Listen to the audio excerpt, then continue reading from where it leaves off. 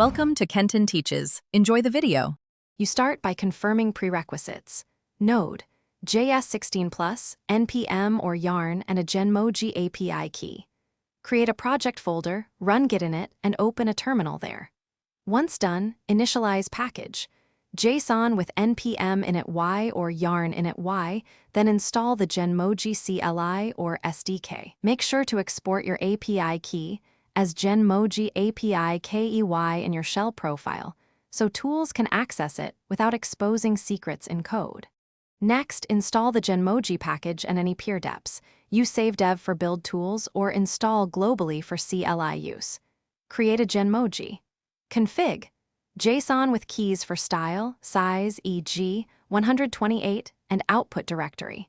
Once configured, add NPM scripts, one for generating single emoji and one for batch processing. Make sure to include ignore rules for source files and verify your output path exists so generation won't fail mid-run. Run the Genmoji command you added. Render a single test emoji first to confirm settings. Inspect the generated PNG or SVG in your output folder and test sizing in your app. If batch jobs fail, retry with verbose logging to see API responses.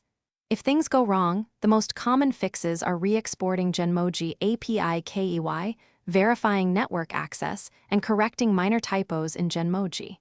Config. JSON, make that change, then rerun the command to complete settings. Thanks for watching. Please subscribe if this video was helpful.